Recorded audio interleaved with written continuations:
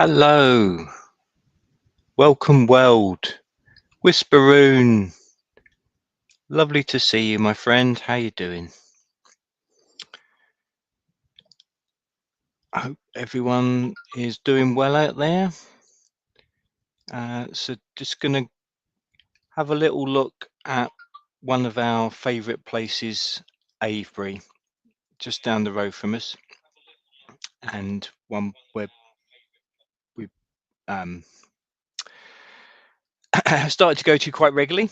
And Liz's lovely artwork behind me that I'm emerging from. So the picture we've got in view at the moment, as many of you will recognise, hi Green Tea, beautiful souls, that's what it's all about.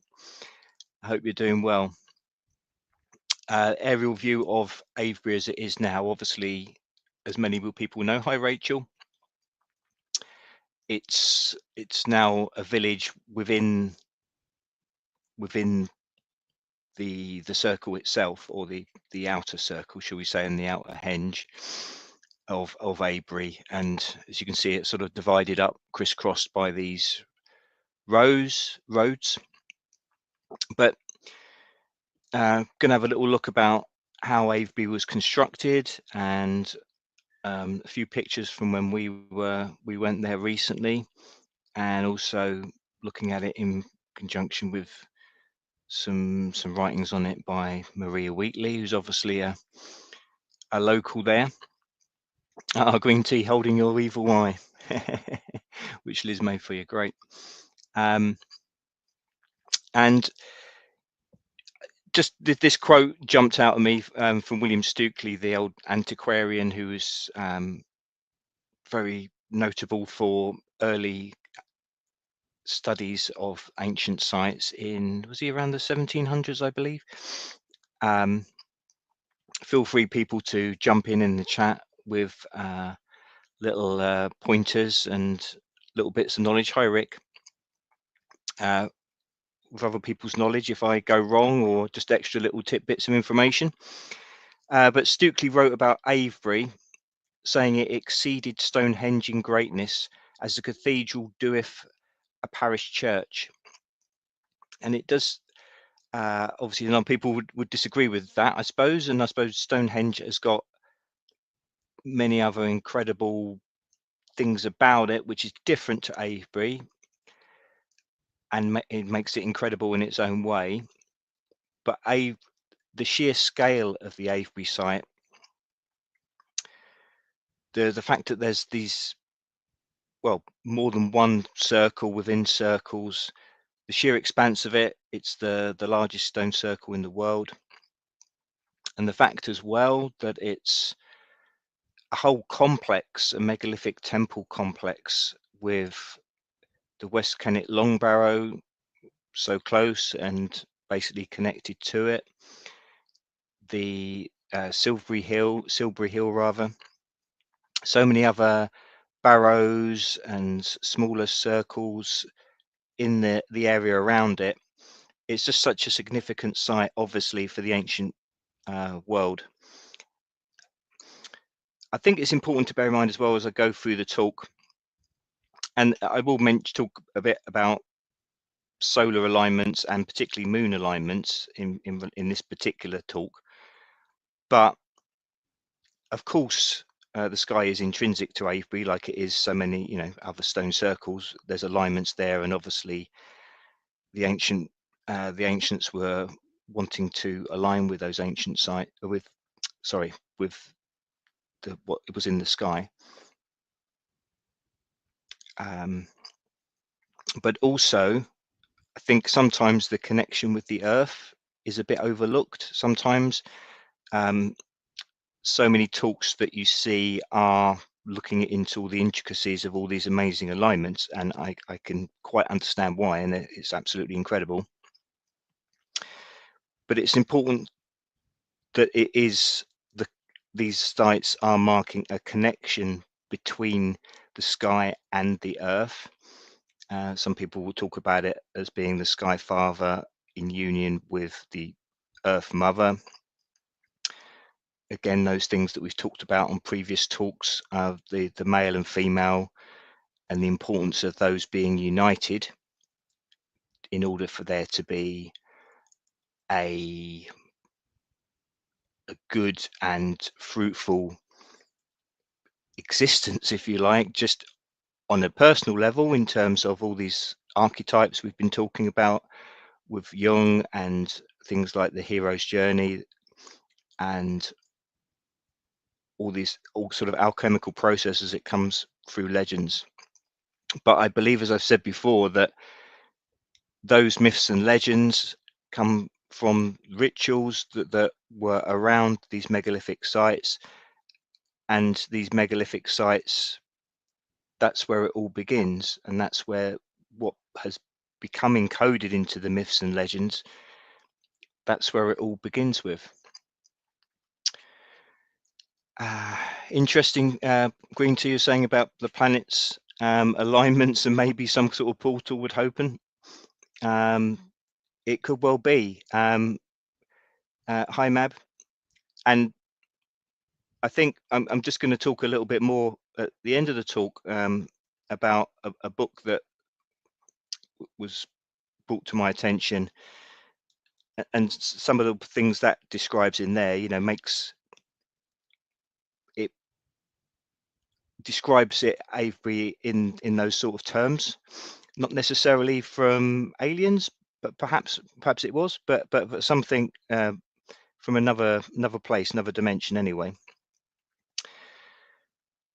But a quote in terms of the stone circles: the circular shape generates a distinctive aerial energy called form energy. I believe this was Maria Wheatley talking about this. All circular shapes generate form energy, which casts concentric circles of energetic power within and without of the circle. And occultists understand the esoteric significance of the circle and its form energy. So, although we wouldn't say it's a perfect circle in terms of Avebury, there are some smaller circles that are more of a perfect circle, but certainly there's something about that shape.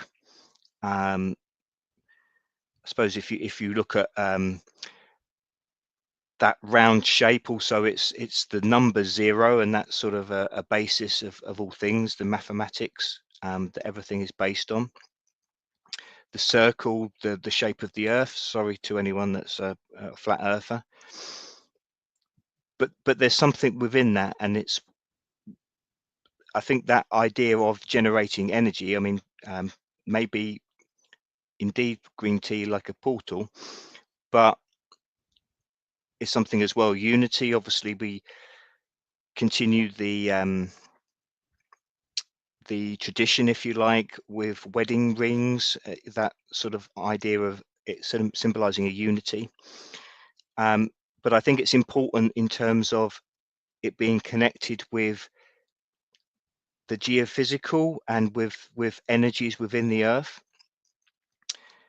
And I think it is certainly something where the circular shape can be partly form an energy, and it can tap into energies within the earth and within the sky.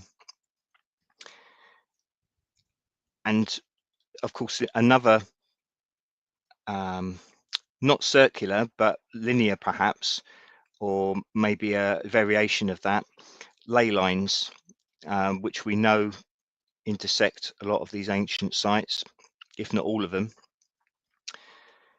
And different kinds of ley lines have been designated by people. Astronomical leys, a lot of ancient rows, straight tracks following the course of the sun at ceremonial times of the year.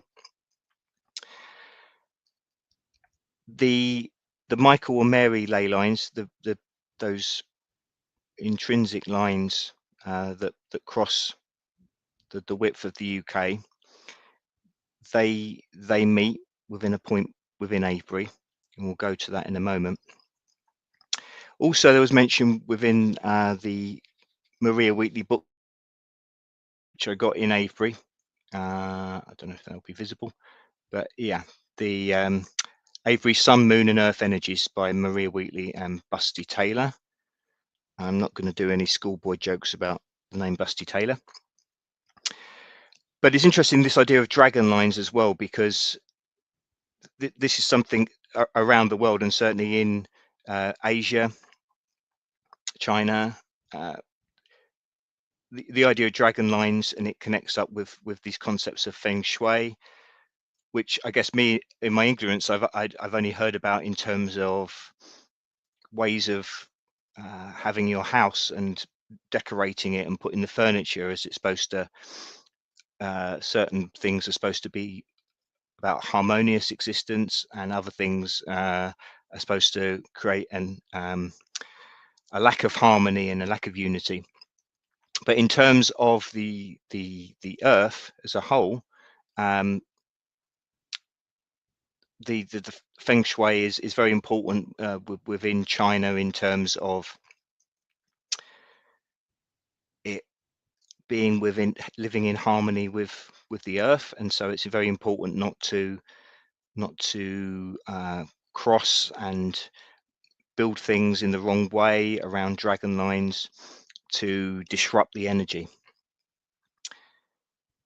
And I certainly believe that the ancient priesthood knew about this energy in the land.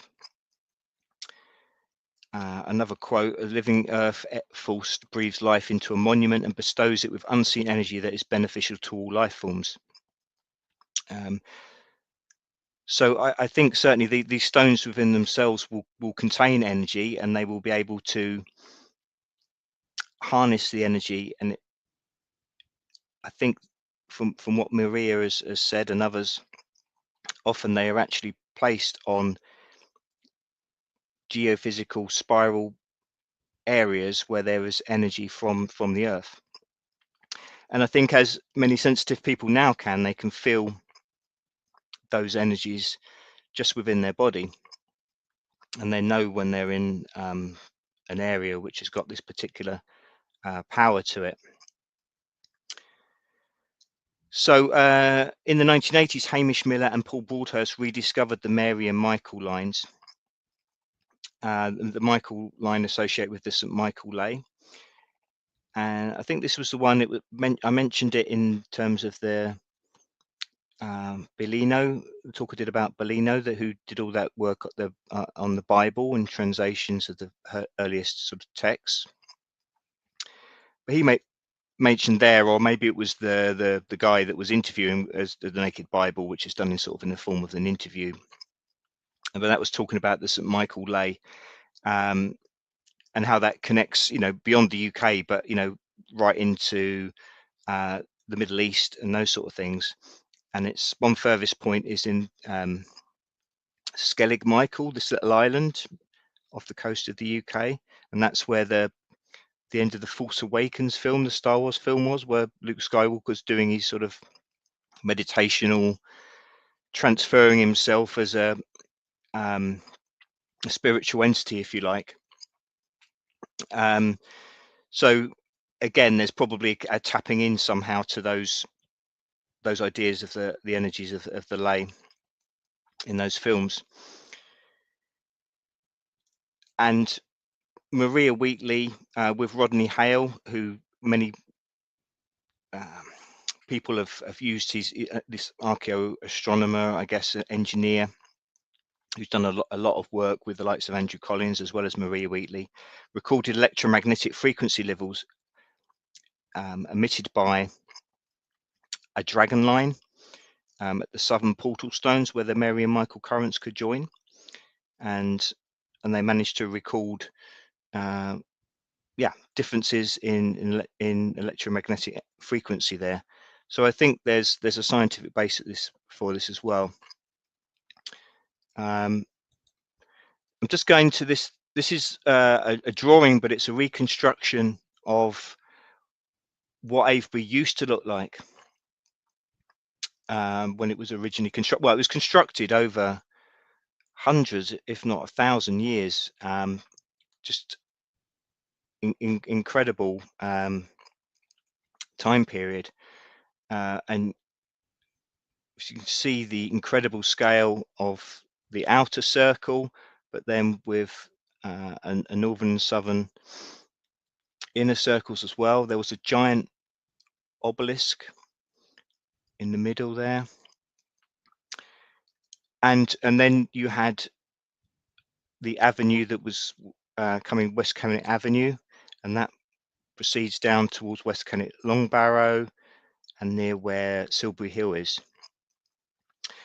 It's quite, well, I find it quite very sad, but I'll go into a bit more in a moment. But very sad how so much of the stone circles here, as well as many other places, of course, were destroyed. And I mean, it's still such an awesome, incredible site. But just to think about what it used to be before. There was, particularly, I think, around the 1300s, there was quite could almost call it a craze, or it went on for some time where there was almost a systematic, well, I don't know if it was a systematic or it was just some whipped up frenzy, sort of the Christian church at the time, and it was portrayed certainly that this pagan site was a place of the devil.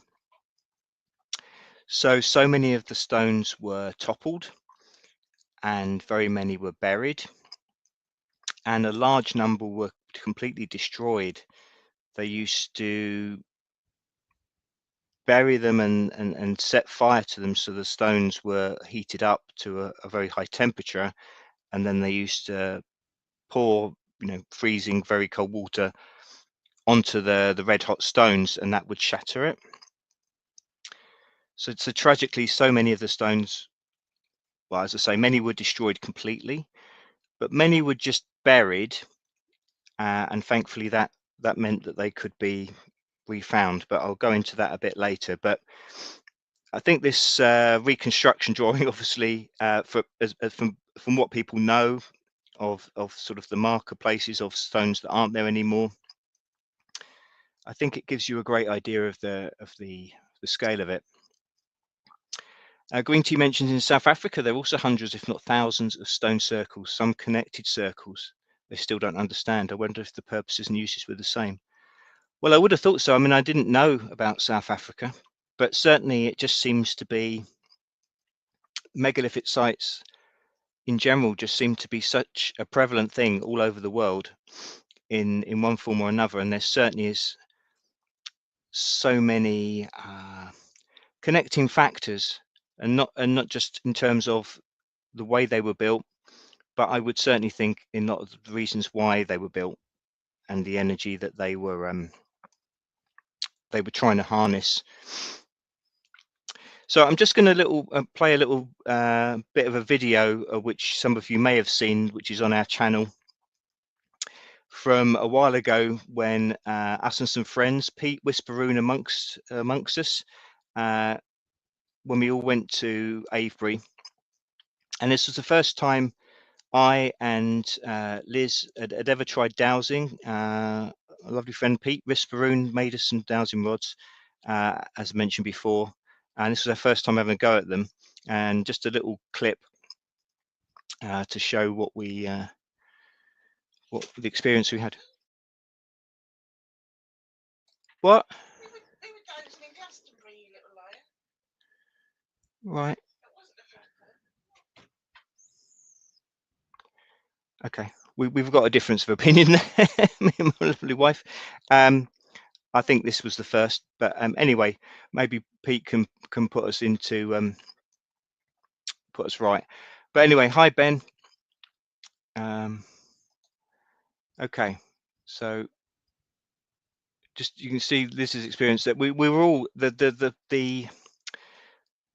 rods were going a little bit crazy, and even like Pete and Tony that had done it many times before hadn't experienced, or very rarely it's experienced, I think I'm right in saying, such a high intensity of sometimes at certain points just near where we were there, where there's what we were told by these National Trust guys, very nice guys, but were like we're marking where fire pits were, these 2 circles in the ground just near there where Lizzie stood. But Pete and Tony were saying that's where the Michael and Mary lines cross, so that seemed to be why it was a particularly strong energy there. But just partially visible behind Liz, there's a marker stone which marks where there was an obelisk. Again, it's something that's been destroyed for many years, but that was a particularly enormous stone. And I'll so Maria Wheatley wrote about this obelisk and talking about how she and others believe that smaller circle where the obelisk was acted as some other stone circles do, and it was sort of like a sundial. So it was 30 foot high, Whisperoon says. Whisperoon says, I think they run parallel there, about a metre apart. The cross is at the cove stones nearby. Thanks for popping in, Ben. Really appreciate it. Good luck with your gas spanner. Sorry, we're going to overlap slightly. But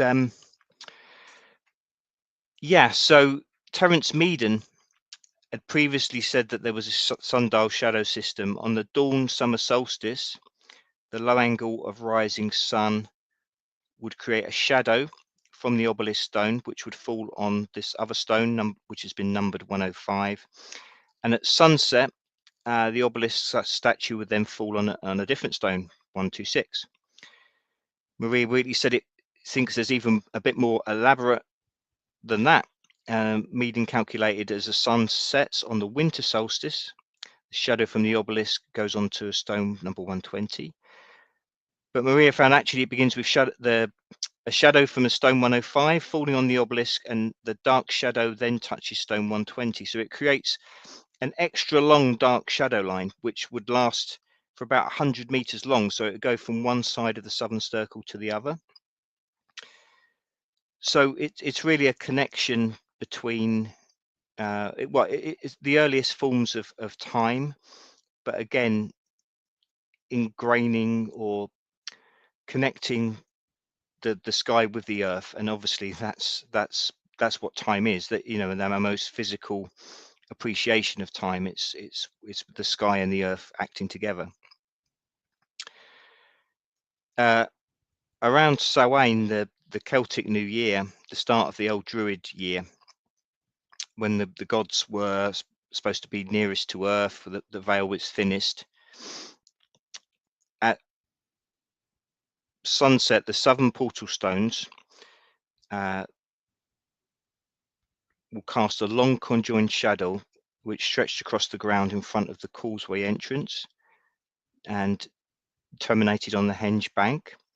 So in other words, to enter the southern inner circle, you would have had to cross this shadow at that time, around the early November.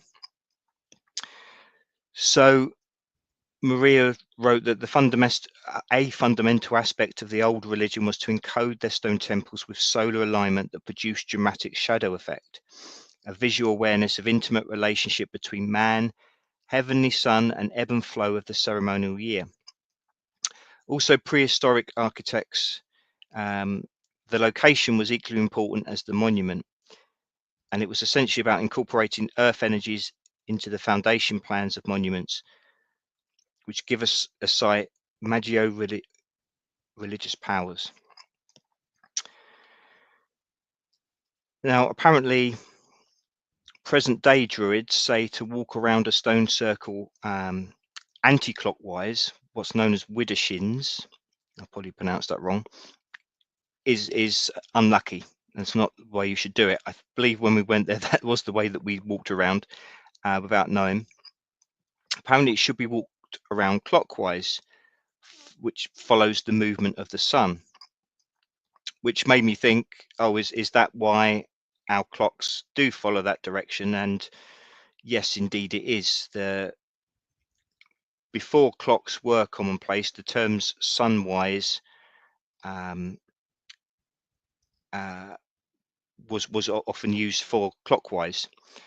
So this all goes back the way we perceive time. I know you don't get so many know people going digital, but the clock time was all based on the movement of the sun in our hemisphere.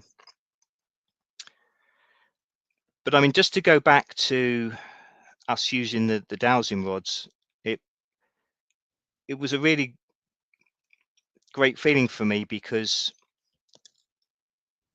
as I've mentioned before, I don't often feel a sort of connection with energies bodily, as I know a number of people do. But to experience it through the rods and feeling them move of their own accord while I'm holding them, you know, that was an incredible feeling, and it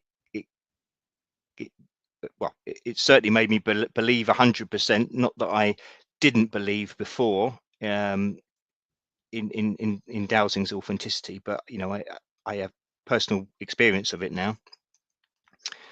But I mean, dowsing is thousands of years old. In French cave Neolithic carvings, there's Neolithic carvings of dowsing tools. There's cave art apparently in Algeria of a character holding a dowsing tool, watched by onlookers in art which is dated to 6000 BC. It's depicted on Egyptian reliefs. Cleopatra reportedly had dowsers which she used to get to find gold, and it appears on a statue as well of a Chinese emperor, Guangxu, who reigned in 2200 BC. So again, it's something which was throughout the ancient world and obviously continues now, and it works. It 100% does connect up with energies. I mean, I suppose in the past I always just used, you know, going way back to when I was a kid, I just heard of it being used to detect water, but obviously it's so much more than that, and it's just maybe sort of changes in the energy and that sort of thing. Hi Margaret. And I don't know, it got me thinking in a way that dowsing is somehow like alchemy, although it's not. I suppose the difference is dowsing isn't trying to convert one form into another, but it's picking up flows of energy and transmitting it through one thing or another to signal things. Just in some way, I just felt that there was something in it. It was somehow tapping into the same thing. Whereas alchemy, I suppose, is more about perhaps manipulating these energies to create transformation. Whereas dowsing is about just connecting, locating, working with. So perhaps it's more of a symbiotic relationship and that type of thing. It's not trying to take power from it. It's not trying to transform as such, only in terms of receiving and being a conduit for energy, and maybe then being able to just absorb that and direct it within you. Now,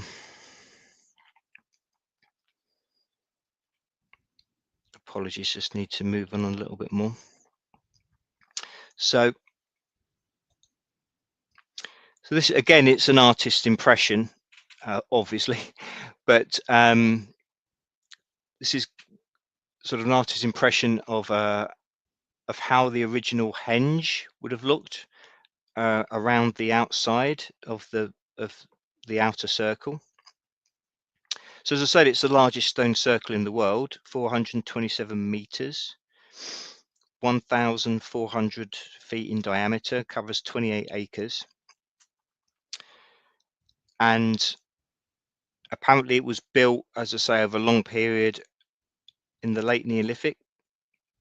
There's this sort of established era that people think it was built. So 3,100 BC to 2,500 BC. Maria Wheatley thinks it may be the Mesolithic era, which is further back, the Middle Stone Age, approximately 10,000 to 8,000 BC,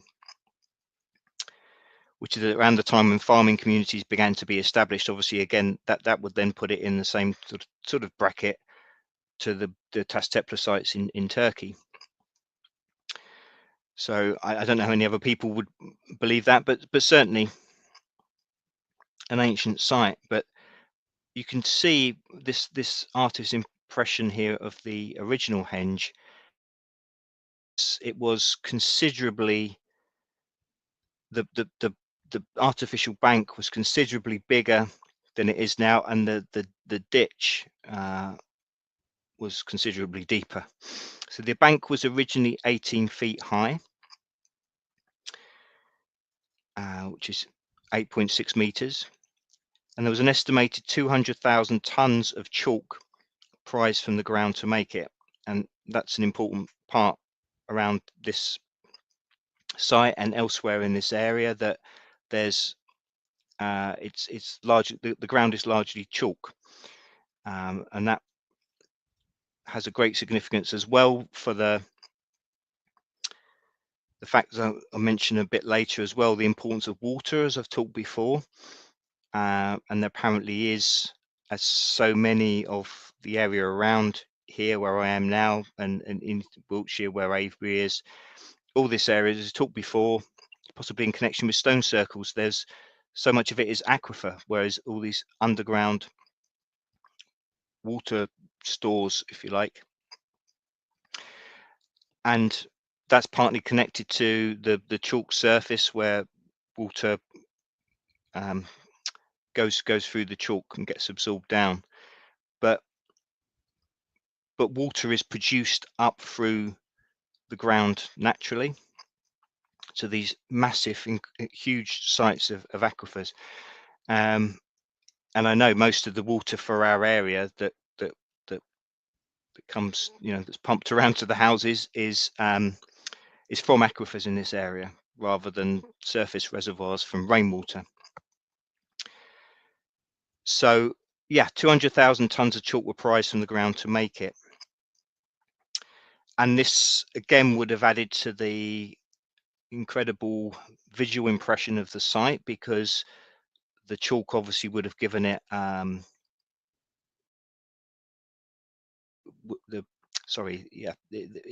the bank would have been white, and that would have been particularly striking against the green countryside around it. So today it's just 12 feet deep, and this wasn't to do with vandalism apparently as such. It was just a case of weathering, where the sides collapsed, and chalk, rubble, silt, over many thousands of years, of course, filled up the ditch. So it was 3 times its present depth, but only 9 meters wide. So basically, it was very much separating this sacred enclosure from the rest of the world. So again, emphasizing the deep importance of the site. Good afternoon, Lily Gazoo. Lovely to hear from you. Glad you could join us. Liz made a comic about water, but I'm not going to get into that because I might get in trouble. So yeah, but as well as the scale of the construction, of course, the time it took. It's believed that it was built in different phases and went through adaptations and different elements over many centuries from, as I say, opinions maybe differ from about 2850 BC until about 2200 BC. And it definitely, with different levels of it, make it one of the most complex of these megalithic sites, Neolithic sites that there is. So,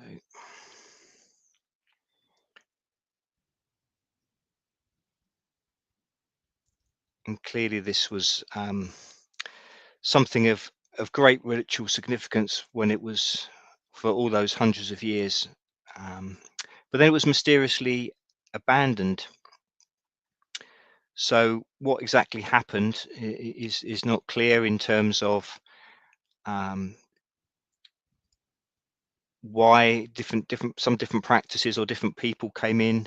We know that there was sort of these beaker people that came in later, and I think Maria, when I saw her talk in Glastonbury recently, was talking about, I think more in relation to Stonehenge, but that she thought that there was, and she was referring to other people's research as well, how there was over quite some period of time there was sort of these two separate peoples kept apart from each other. Maybe a different sort of designated areas of the land that they kept to, but then after a certain period started to interbreed and things merged, and perhaps there was a change.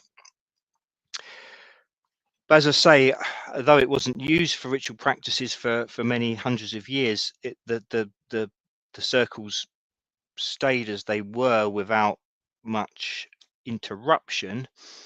Oh yeah, Liz was mentioning that Maria did, or she talks about there being different people, the long skulls and the round skulls. The round skulls people obviously are the descendants of what we are now, but perhaps there were these long skulled people that preceded, and perhaps they were the Rick's a round skull as well. I'm pleased to hear it, mate. I think many of us will be, but the long skulls, and I know that many other people have done research around the world, South America as well, about people with the long skulls. So yeah, as this says, maybe we genocided the long skulls. So that could well be the case. And so maybe it was the long skull people that were responsible for these ancient sites, and whether they were from a different planet, or it was just a different type of hominid. And perhaps these were some ancestors that had this extra knowledge and led to these incredible sites and the achievements there. But unfortunately, much later, and as I said earlier about around, I think the 1300s, it was maybe the worst time for it. There was quite a concerted, concerted destruction of so much of the Avebury site, and so many of the stones were either buried or destroyed completely. So, and things were built on it. Some of the stones were used for construction, as happened with many stone circles. So it was really not until the 1930s when this chap Alexander Keeler who was apparently a heir to a fortune from a famous marmalade makers, Keeler Marmalade, which I'd never heard of.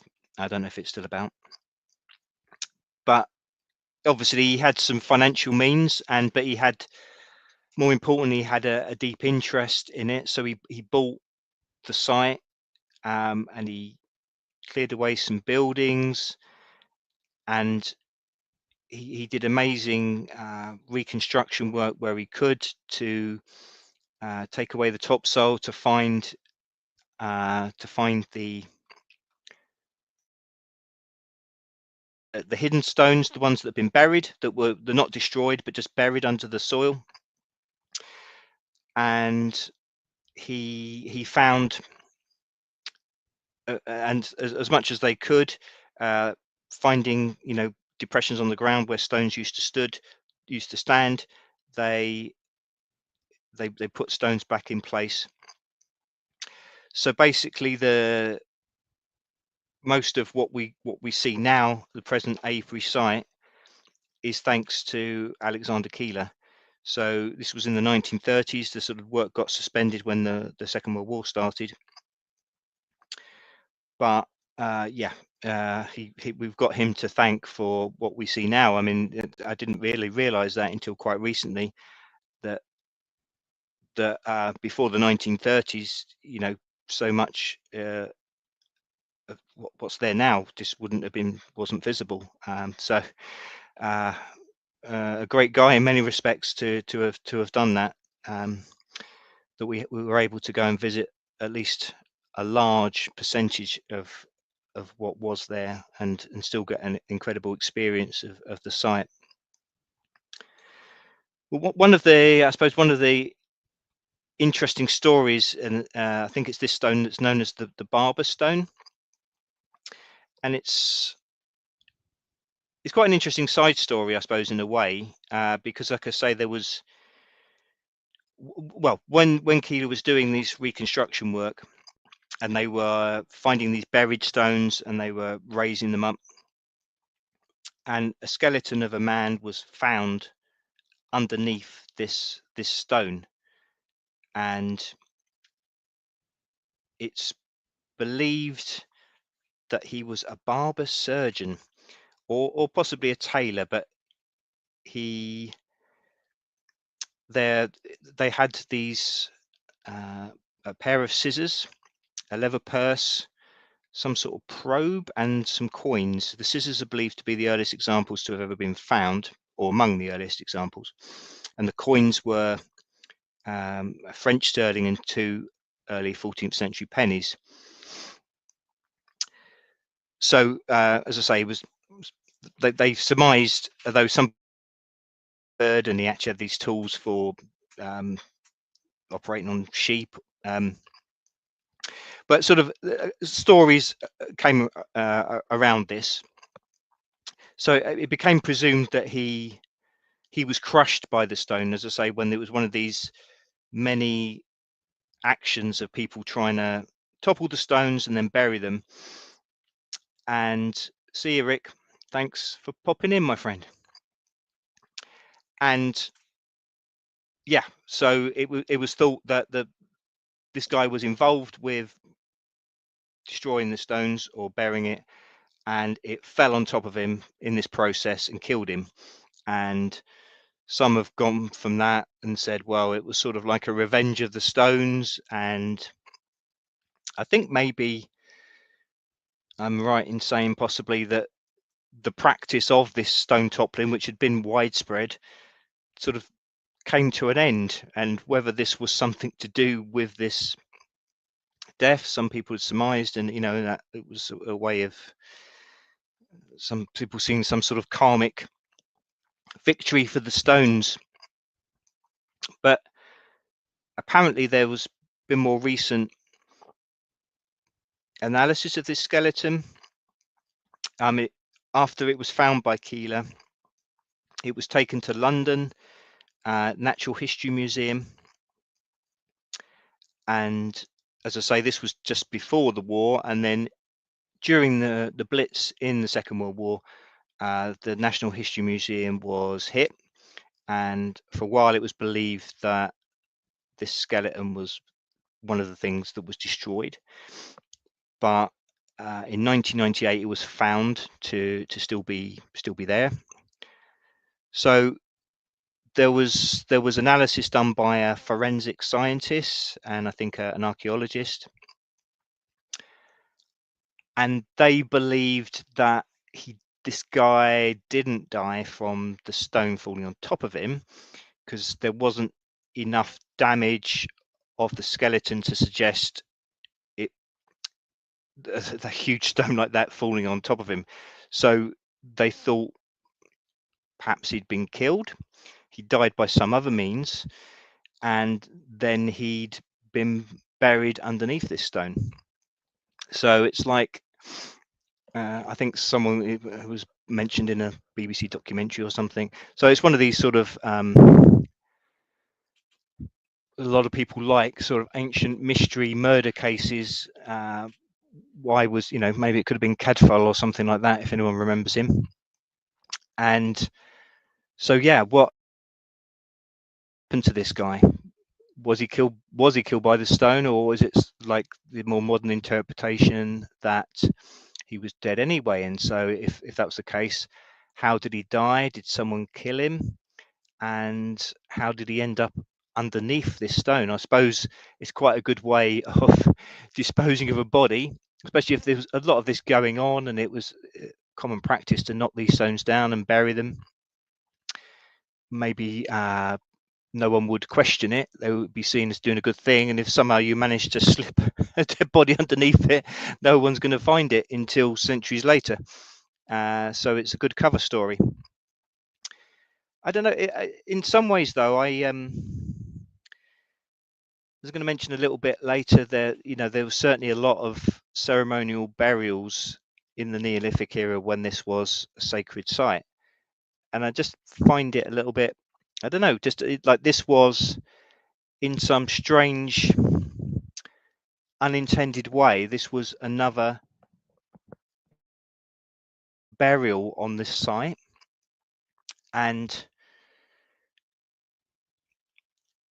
again, my imagination likes to, is sort of running away, and you can imagine all sorts of backstories about how this ended up. But was this guy, was he someone who was saying, don't knock these stones down, you should keep them, trying to defend them? And was that why he was bumped off? Because he was a bit of a heretic at the time.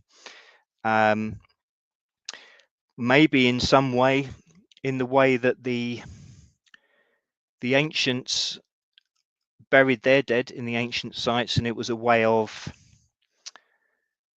consecrating the ground in a way, or I suppose it works both ways. You could say that having the burials of people there marks the land as being consecrated, but also when it is a sacred site like us now with churchyards, then that's a place where you put the dead, because that's where the ancestors be venerated. And just in some way, having this skeleton of this 1300s guy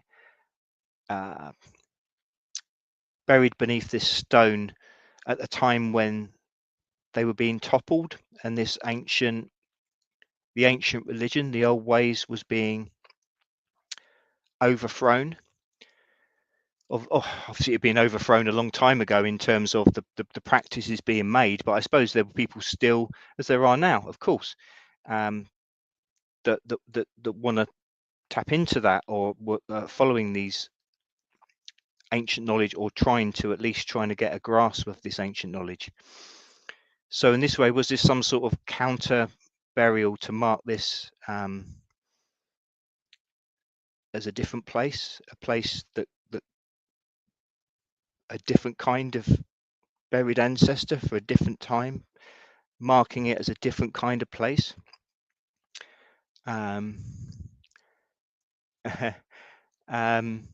Thanks, Green Tea. A sacrifice. Well, in a way, I mean, even if it was just a case of there was something, very mundane, if you like, about someone being killed because it was an argument about money or whatever. Yeah, it would have been a convenient place because no one was going to find it there under the stone. But I don't know, just as I say, intentionally or not, I feel this was sort of a different marking a different kind of territory, if you like, that this was a different time.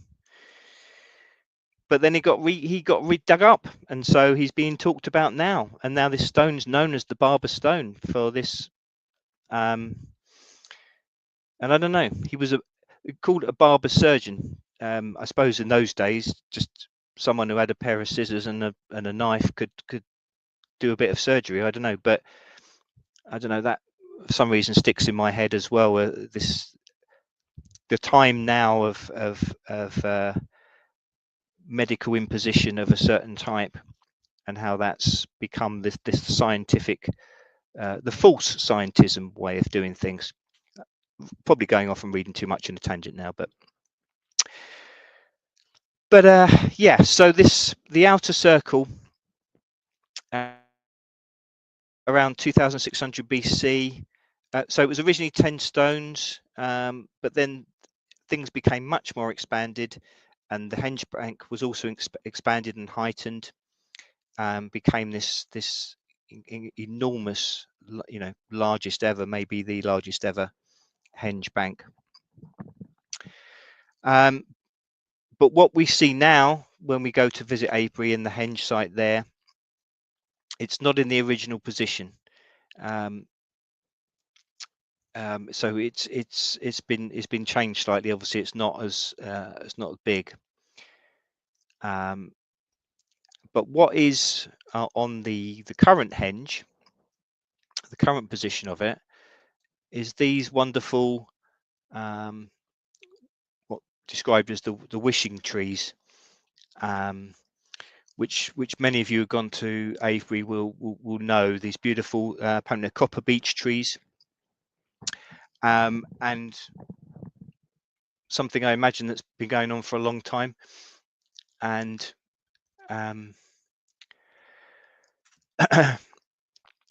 they're, yeah, going to that the guy died, it was the 1300s, I think. But it's a common practice to tie ribbons, to leave gifts, to make a wish of these incredible trees. Just a beautiful place. And a bit more close up there, obviously the incredible knotting of the roots, and was it 4 trees, and the way they sort of intermingle there with their roots. And we didn't realize, I don't know, other people might well know, but when we were there, these bumped into these nice 2 old guys, National Trust volunteers, and they mentioned that these trees were the inspiration. J.R.R. Tolkien, of course, of Lord of the Rings fame, he apparently came here, obviously lived in Oxford, where he was a professor there, and he visited Avebury, and he sat by these trees, under the trees, and it was apparently there that he got the inspiration for the Ents. I know one of Liz's favourite characters, and those amazing walking, talking tree characters. But yeah, so apparently the inspiration for the Ents came from these copper beech trees, and apparently Tolkien went on to describe how in old age the Ents would lay down their roots permanently, becoming tree-ish in their wizened state. And I like the idea of that, because this is these, as I say, these would have been within what was the enclosure, where the sacred enclosure is, and their roots going down into this sacred earth. And these trees, I don't know how long they've been there, but it would obviously be 100 or 200 years, I imagine. Well, yeah, it has to be, of course, if Tolkien sat under them. and that in themselves has that passed on, that inspired the imagination of Tolkien, and he obviously wrote these great characters into the books that so many millions of people have read and loved and inspired their imagination since, and of course then all the films. And I just like just that little element of this sacred site. I know it's a very much an aside from everything else, with all the incredible Neolithic everything legacy there, but this is just another way maybe of it's passed through imagination, and it's like it's come up through the soil. The trees have grown up from the soil where their roots are still going in there, although they're unfortunately there's signs, because sadly some idiot people have carved into the trees, and they've damaged them, which is very sad. So let's hope people cut that out, because yeah, they're such beautiful things, and it's such a beautiful site. You'd hate to think there'd be more damage. But also, just going along from that, the Ents aren't the only sort of characters, if you like, that of talking trees. This is something that's been in folklore many places for centuries, and the ideas of trees communicating. And obviously, it goes back, I guess, to pagan beliefs, when a belief in spirits being within anything, within inanimate objects like the stones, of course, and also within trees, within animals, within the whole world, and of course the sky as well. Everything was connected, and everything has a soul, and has something within it. They are entities in and of themselves, but also interconnected with everything else. And again, I know it's a bit of a, well, in some ways, who cares? But in other ways, I do think it's great that there is a scientific basis in a way for these things as well. And it's a whole subject in itself, so I'm not going to go into detail about it. But scientists have done all these studies about how trees communicate with each other, and through fungi. There was an experiment back at the end of the 20th century, University of British Columbia, Suzanne Simard, forest ecologist, and trees that were in isolation tended to have much shorter lifespan than trees in the proximity to one another. So they did an experiment in a greenhouse, two populations of trees, one shaded from the sun, so they didn't get any photosynthesis, and then one population was injected with this carbon dioxide, a compound which trees turn into nutrients, and that had been altered to be traceable via radio labeling when a certain element in the molecule is replaced with an isotope of itself, so it can be more easily tracked. Basically, they found that the trees that had this carbon dioxide, they sent nutrients to the trees that were shaded from the sun. So they realized from this that there was communication, that the trees that weren't getting any nutrients from the sun somehow communicated it to the trees that were, and those trees were able to pass the nutrients to their starved colleagues. And there's been so much research since, but the ecologists believe that the fungi that grows around tree roots, this mycelium, these threads, and they connect different trees through their roots. So it's a web of communication. I think it's become known as, is it the Wood Wide Web? And I know we've got a book about all this, and I haven't read it yet, but I know Liz has. But it's incredibly fascinating. But this ability to communicate. The oldest trees, apparently, in this mycorrhizal network, the oldest trees with the most fungal connections are nicknamed mother trees, and they play a critical role. Through chemical signals sent throughout the network, these mother trees can detect when younger trees are struggling to gather enough critical nutrients to sustain themselves.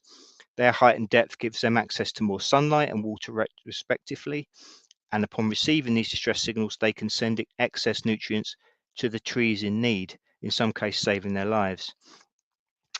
I know it's a digression from talking about Avebury, but at the same time, I do think it's crucial because I'm talking, as I say, about earth energies, and it's, to me, it is crucial. That's how nature is about the interaction of the earth energies. They never sent any to that Japanese bloody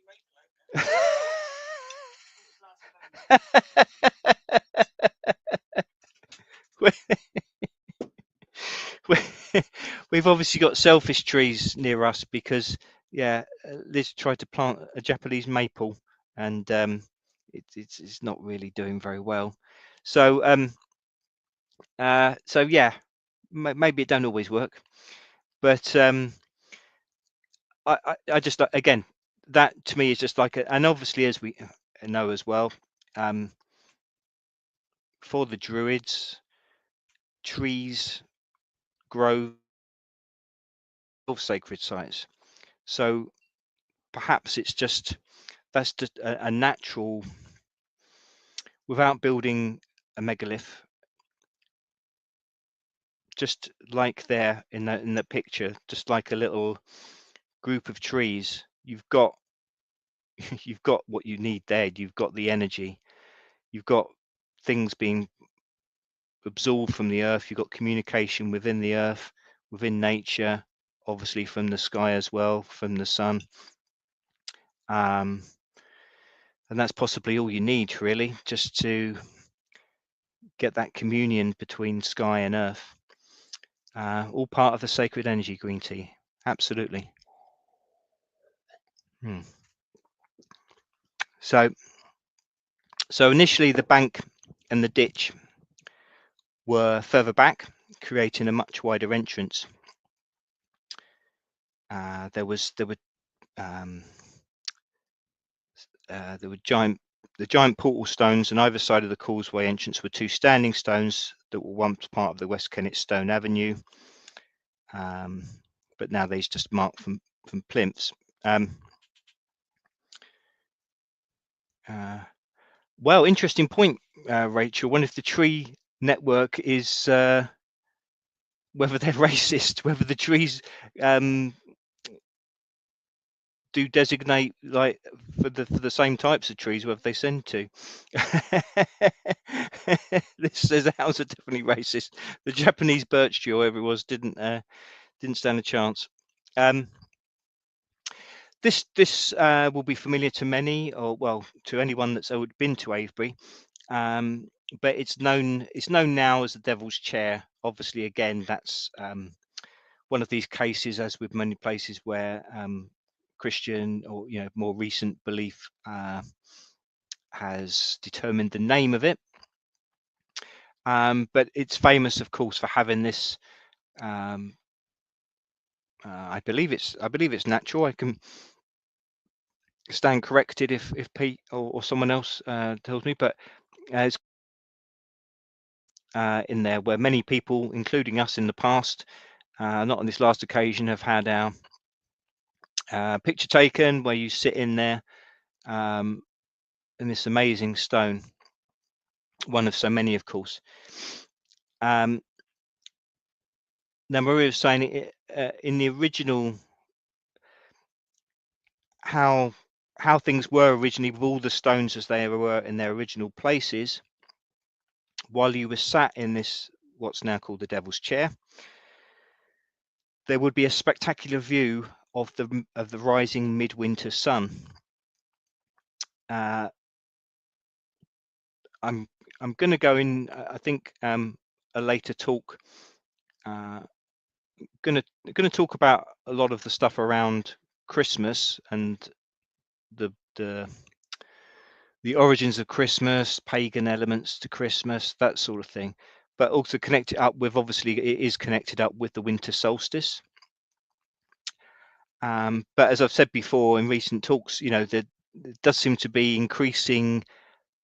Well, I'm seeing it more, and I think it's sort of echoing in my mind about the importance of the winter solstice above the summer solstice.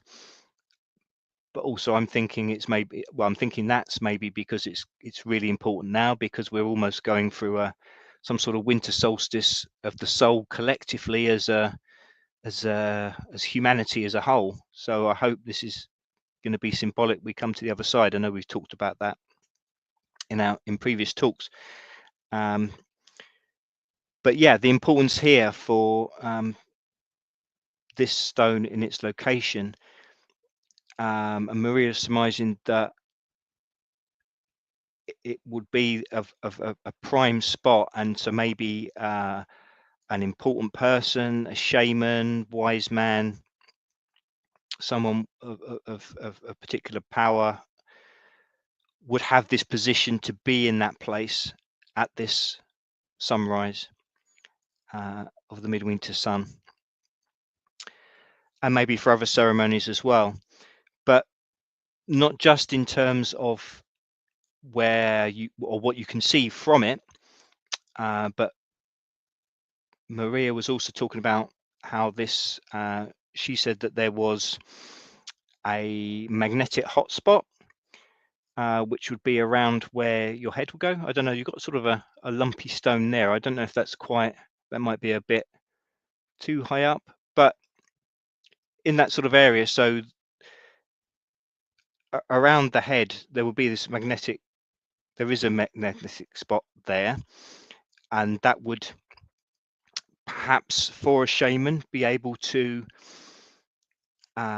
stimulate the temporal region of the brain, because that is sensitive to electromagnetic fields, and so then that might enhance spiritual visions that a shaman or someone like that would experience. And Maria said that there were other stone viewing chairs, if you want to call it that, around the country, but she suspects that most have been knocked down, again, like so many, so they're not visible. Now, apparently in the 1940s, Master Dowser and archaeologist Guy Underwood, that Maria mentions quite a lot for his work, he apparently discovered one near Bath, so that will be very close to where I am now. He claimed a stone circle had a viewing chair, a pre-seat in place, as it was referred to, with actual carved armrests, and this again faced the midwinter sunrise, but apparently it was destroyed by foresters in the 1950s, and it just makes you wonder, or something like that. Just I did read an article there, Lost Stone Circles in North Somerset, and it didn't specifically mention, that particular article didn't mention this priest chair, but yes, certainly several stone circles that not far from where I live now that are either completely gone or they've been, you know, very largely trashed. So, you know, difficult to spot now, and they've sadly not what they were. But the principle there, you know, seems quite sound, that it could be quite prevalent where they had places where people, so you'd obviously be basically almost enclosed by the stone. You'd have your back to the stone, head resting on the stone, and as I say, if there is this electromagnetic energy there, then that would be giving extra frequencies, extra visions perhaps. So yeah, and following on that theme, so the cove and these two stones,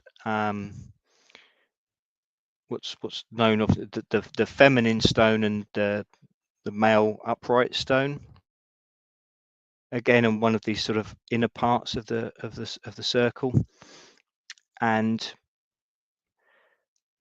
this well, again, there was a second male stone apparently, I think opposite this one, but again that was destroyed I think in the 1700s.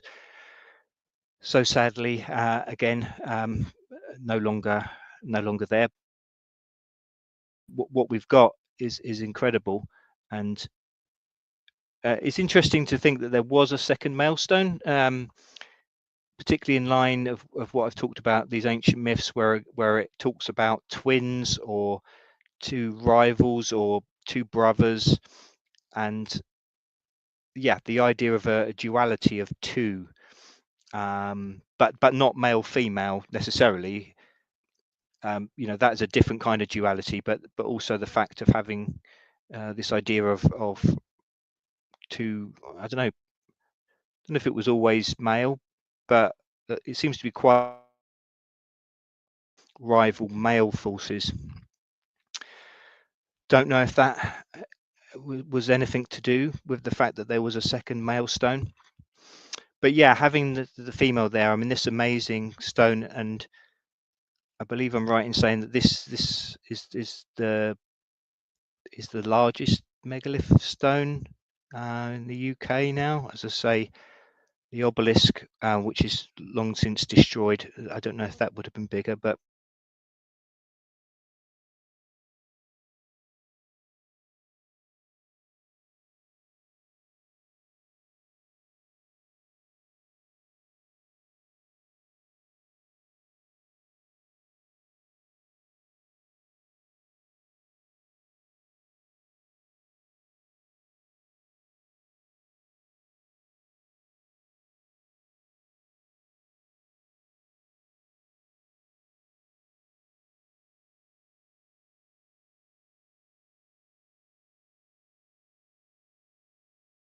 I was saying find the stones to the rods, and they moved of themselves.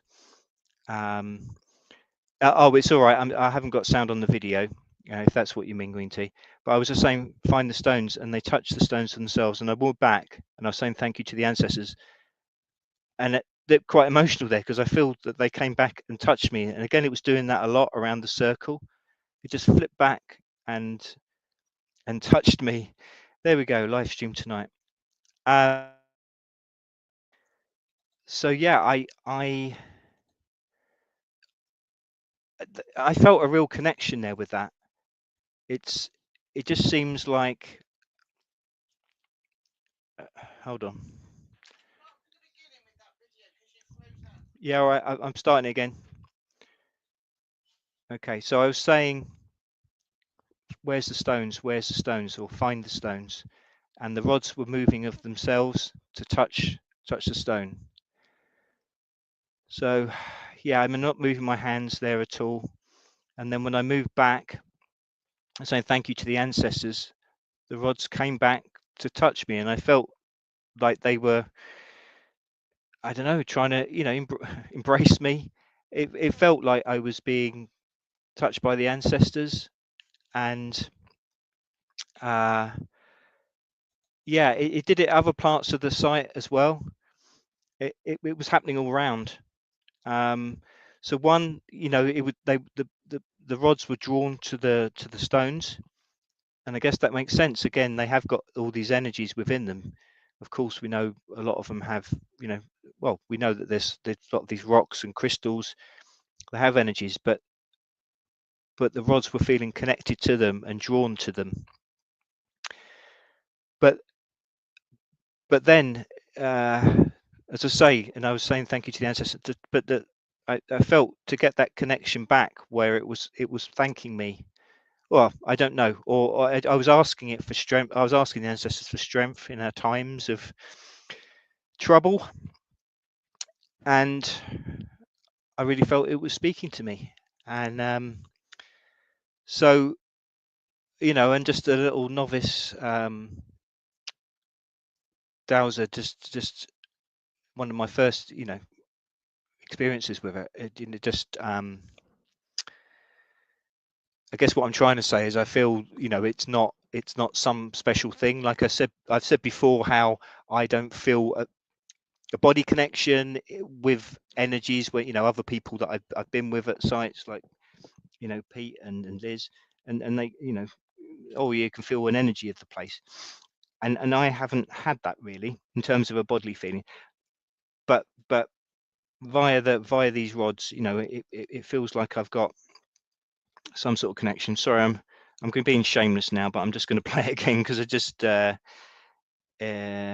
it just gives me shivers a little bit in a way. But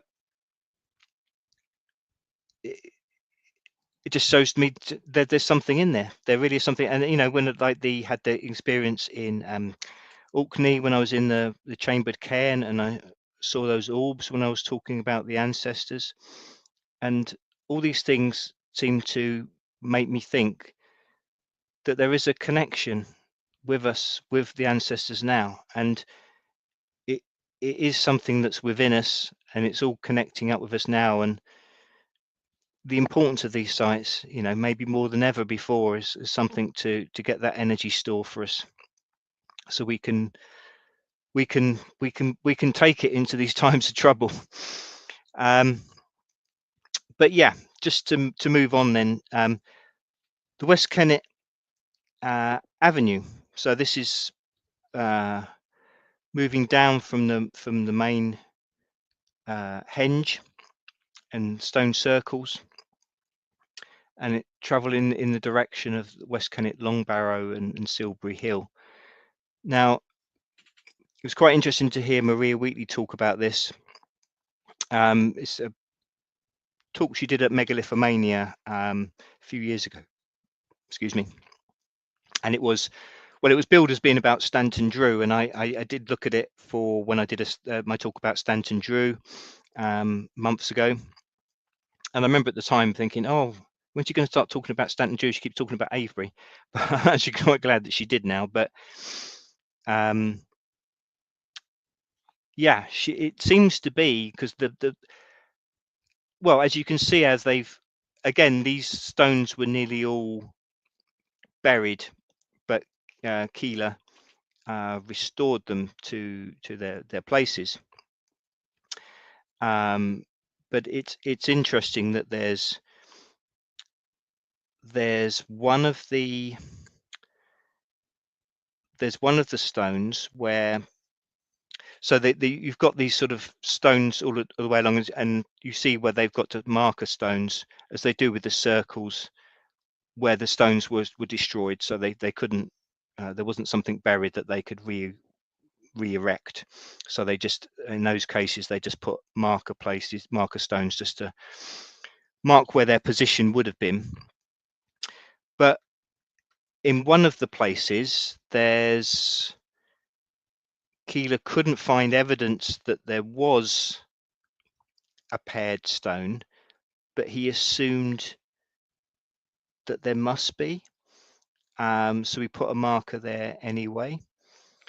And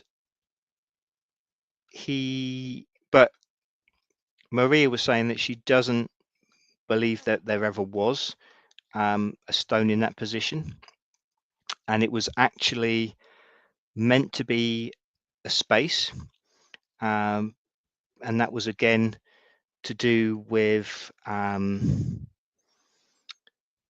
its alignments to the solstices. I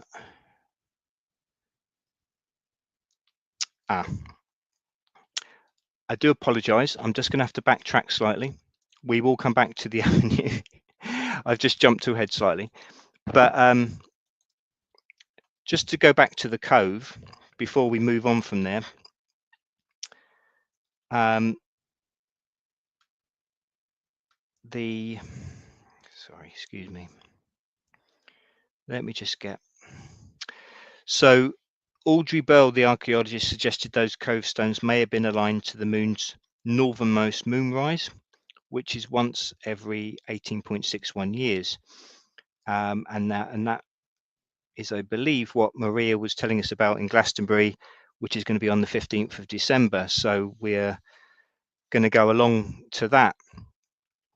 So it's when there's major lunar standstill, which there is this year, and that affects how long the moon is in the sky at night. So the moon rising farthest northeast in the northern hemisphere climbs higher in the sky and stays in the sky longer. So it appears that it stood still for a bit, lunar standstill. It shines in a noticeably different position than during a minor lunar standstill, when the range of where it rises and sets is at its narrowest. And historical sites such as Stonehenge, Callanish and Newgrange, but also Avebury, appear to be aligned with moonrise and moonsets points during a major lunar standstill, indicating the celestial event's past importance. Now, Maria confirmed in 2006 from the cove stones that the full moon rises over the horizon, and it's embraced by this stone setting of the coves. So she believes that creates an intimate enclosure where ceremonies probably were dedicated to a moon goddess in the Neolithic times.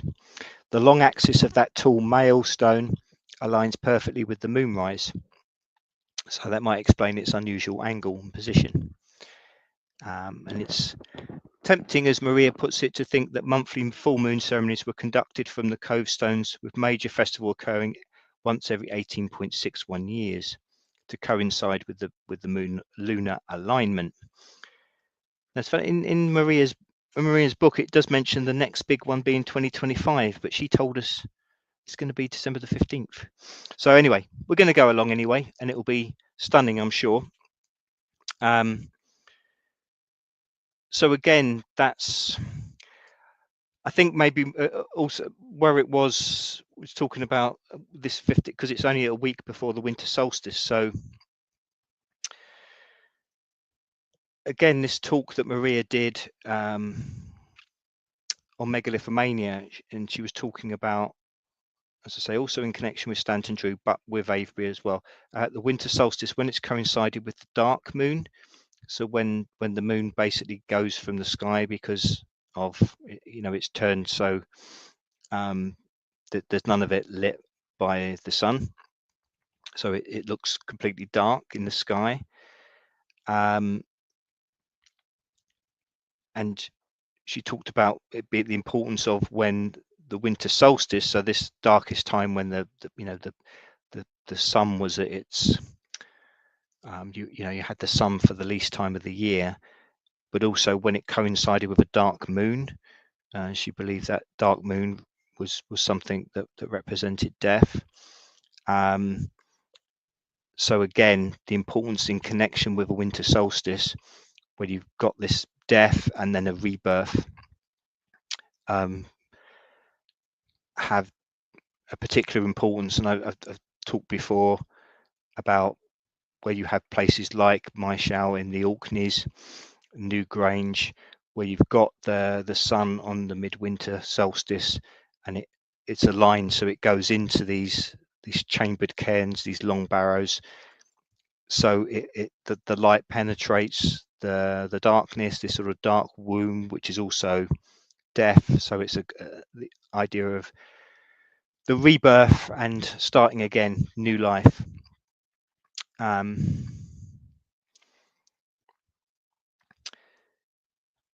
Now, sorry, now I can go back to the West Kennett Long Barrow. So as you can see, where the stones have been re-erected, and there's look a grass pathway where they've suggested as people, you would think, oh, this is where they maybe had a procession to go to the stone circles and a ceremony, and they would go down this avenue of stones. But actually, archaeologists have found compression marks indicating where people walked are actually on the outside, on either side of the avenue.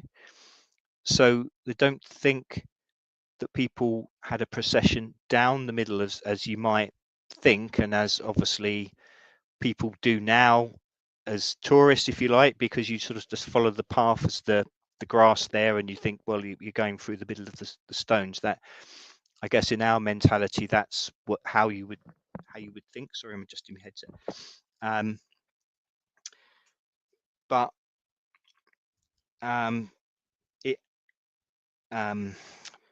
Maria was saying that it, as I say, there's this gap where Keeler couldn't find evidence for a stone, but he put a marker anyway because he assumed, as with all these other places, there'd be a pair, one stone facing another. She thinks that the gap would have been there deliberately as a line to winter solstice sunrise and also the southernmost moonrise. So this Michael ley line apparently gives the goes down the avenue, and the width of it is the width of the avenue. But Maria was saying there's feminine energies along the outside, so up to 30 feet either side, and that's where the ancients would have walked. And as I say, that's what compression marks indicate, that that's where they walked, not down the middle. Maria also thought it was aligned to the Cassiopeia star system. Possibly it was called, a different name, maybe a British goddess of the time. But she, as I say, thought it was these feminine energies on the outside, and then so they did find broken up pots. Now apparently a lot they classed around here, like in archaeological terms, as like a midden site where and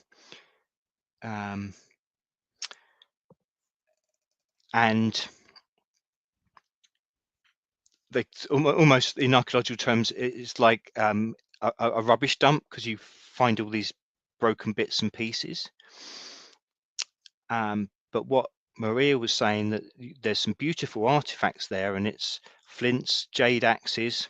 Apparently there's some in the Devizes Museum. And Maria said axe heads are representative of the female form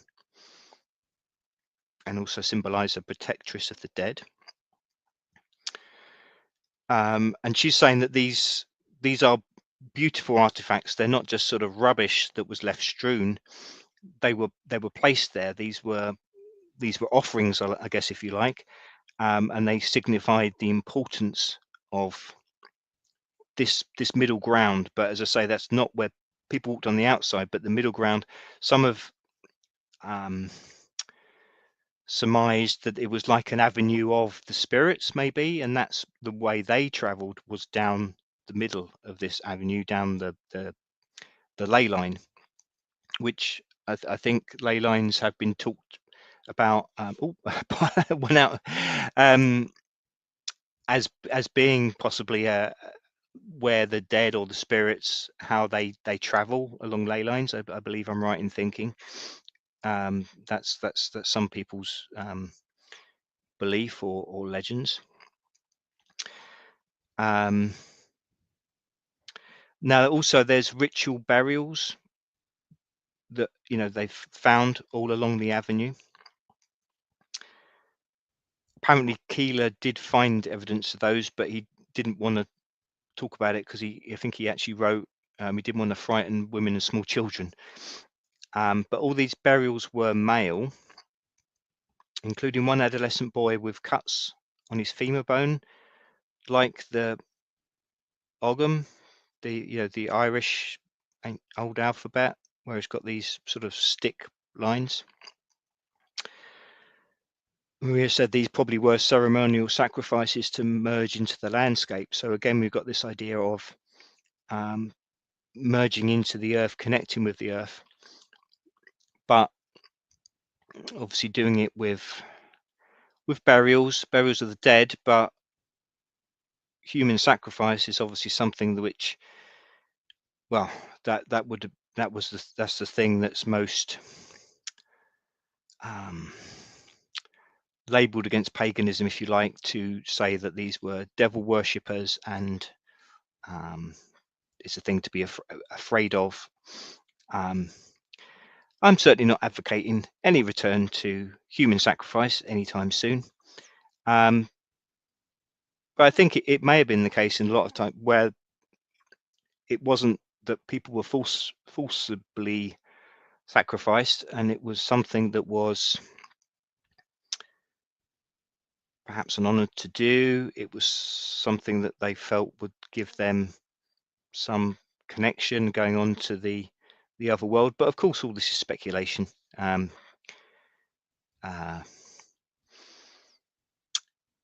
But yeah, it's an interesting idea that there's these energies down there. And thanks, Pete Whisperoon, saying I did connect directly. Just the rods just opened the door, and yeah, I guess that's how I feel. I suppose it's yeah. So, but yeah, it's a great feeling and something that I want to go and try again soon. Again, in terms of scientific, looking for scientific basis for these things. Again, I think I've got the right stone here, but this is, I think it's known as 4B, or sometimes called the bison stone. And this is what Maria was talking about, this one as being in a position perhaps like as a cleansing site.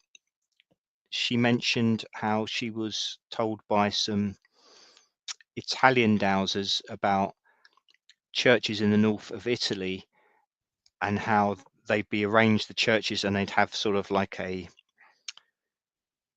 I suppose it'd be some sort of like lobby area, and it was something where it was supposed to be like a site where you're sort of cleansed of your baggage of some sort before you then go into the center of the sacred center of the church. Maria's then thinking that maybe there's something like that happens with these megalithic sites. And apparently on the other side to this, on a different side to where tourists walk, there is a natural ledge, so a sort of a seat again. So not just the devil's chair that has a seat, but apparently there's negative ions around here coming up from the ground, and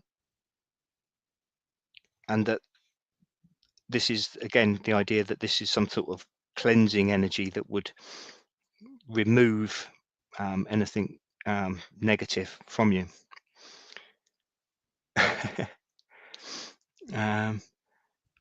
Well, true, Liz, they're going to think we're human sacrificing mentalists when they dig up bodies in years from now. God knows why we think we're more evolved these days. That's a good point. Yeah, and green tea, it might be interesting to put a notebook by the bed and keep a dream diary, a few notes after you at the sacred spots. Yeah, that makes a good point. I'm never very good at remembering my dreams, even soon after I, wake up. But they seem to sort of leave me straight away. But yeah, that would make sense to see if something lingers and gets in there somehow. But yeah, certainly energies, the ancients, and Maria talked about Gaia giving, the earth, the mother goddess, giving us the energy spiral, and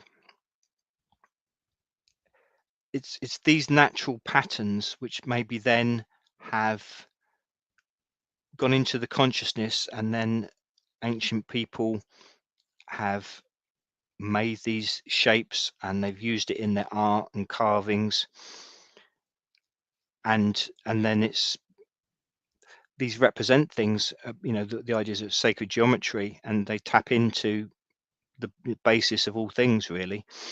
And so yeah, you get these geophysical, I'm not sure if that's the right word, spirals of energy within the earth, and I think Maria was saying a lot of the stones are placed on top of those. But yeah, this idea of the spiral, one of the many books that is good. one of these good old wooden books, these lovely little nice little books with lots of handy little information, just in a small scale. Probably won't be able to see that, no, but anyway, this one's about Celtic patterns. But yeah, you know, it says in there that the spiral is something that's ubiquitous. It's all scales, from galactic arms to molecular bonds, a physical expression of archetypal circle in motion, a circle with an oscillating center. Perfect circles are rare in nature, only really seen in connection with light phenomena, e.g. rainbows, or the perception of light by the circular lenses of our eyes. So the spiral is something of great importance, something that's intrinsic, and that certainly seems to have predominated in ancient art. Celtic spirals, and then you've got these stone balls that are found in many places. I think I've seen similar things in Australia, talking about the Aboriginals there, but these stone balls, you know, certainly lots of these up in Scotland, the Orkneys, again, Neolithic, with these incredible spiral designs on them as well. I think this is a drawing of one that's, so it's tetrahedral granite ball, dated around 2000 BC. And one of these clever scientific mathematical types, Keith Critchlow, identified symmetries of all 5 platonic solids. And this is 1,000 or more years before Plato. And their concentration of stones like this, or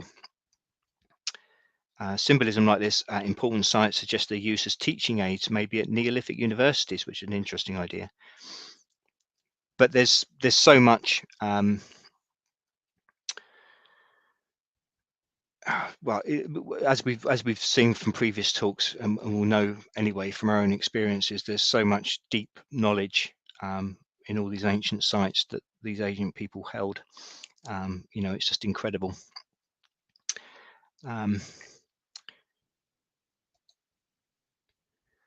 So yeah, now this video here, it goes on for a while, but just playing a bit. This is inside the West Kennett Long Barrow. Now I walked up there, so this is, I think it's just a mile or so from the stone circles. I've got my dowsing rods again, but can only see it a little bit. I was holding the camera with one hand, so I was trying to hold the dowsing rods in one hand. As you can see, they're moving about quite a bit, but just really wanted to show just inside there for any people that haven't been there. Obviously, you know, just a much bigger version, like the chambered cairns that I went into in the Orkneys. So I think about 50 people, the remains of 50 people. Again, my rods were drawn there to the stone on the side of the chamber. But 50 people, the remains of, were found inside the Long Barrow. So these certainly were ceremonial burial sites, but there was a lot more to them than that. Certainly, like, I suppose, you know, like it's called the giant stone there at the front of it. You know, like things like the pyramids. I don't think the pyramids, or certainly the Great Pyramid, I don't think it ever was a tomb, was it? I think that was a bit of a misnomer, I'm right in saying. But I mean, a lot of these places, of course, they've got connections with the ancestors. And again, I'm doing my little talk here to the ancestors, thanking the ancestors. I suppose I'm trying to be respectful more than anything else, really. There's the rods are doing their movement again. But like in the chamber cairns, I guess I was trying to be respectful for a start, because I was me glumping in this. I know so many people have been there before me to this place. But also, I really do feel that there's something in these ancient places that we do want to tap into, and that there's some energies there that we can still draw, and that we do need something that these people had in the ancient times. Their knowledge more than anything else, but more than anything else, there's, I think, some sort of connection to spirit, and that's all part of an intrinsic connection to the earth and the sky, and just everything that connects all of it and us together. And it's a time thing as well, you know, a feeling of sort of timelessness, to be in these places that are so many thousands of years old. And like I say, they were, I feel that they were places where it was symbolic of death, but also it was like an underworld thing.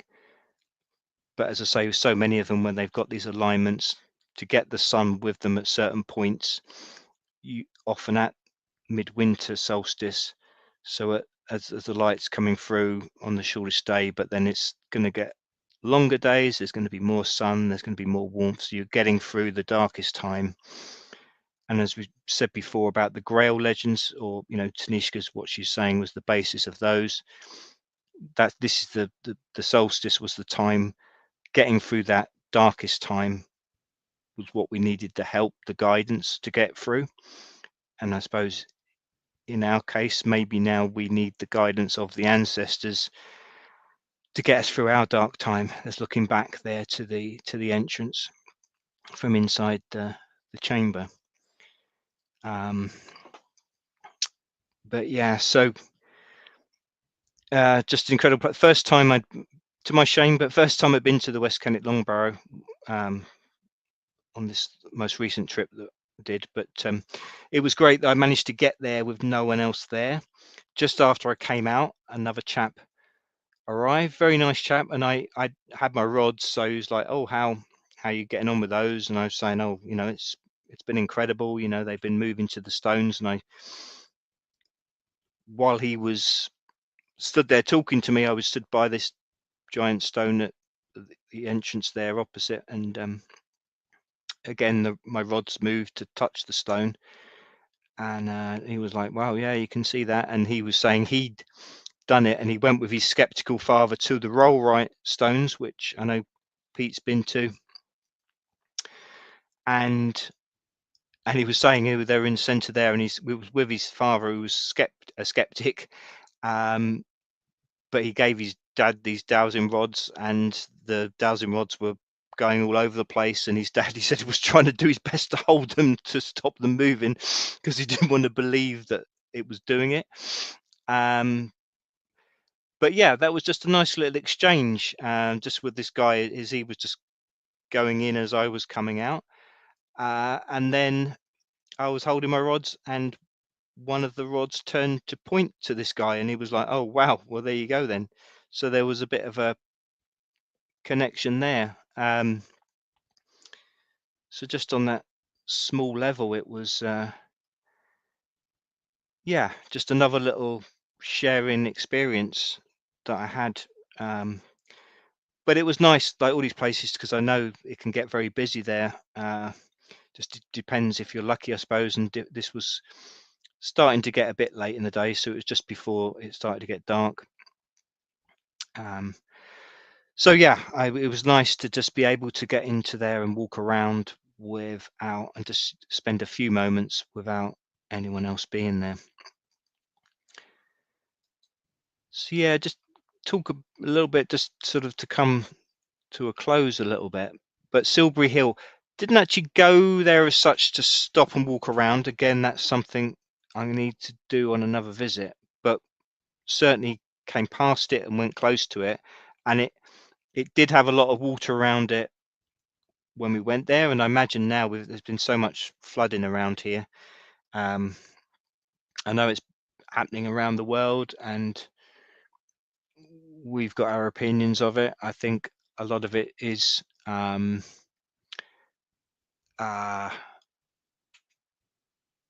deliberately done in different ways, whether it's geoengineering, and then also there's things, just basic things on the ground, like councils around here not clearing out gully drains in the road, so it's causing more flooding in the roads when there's hard rain.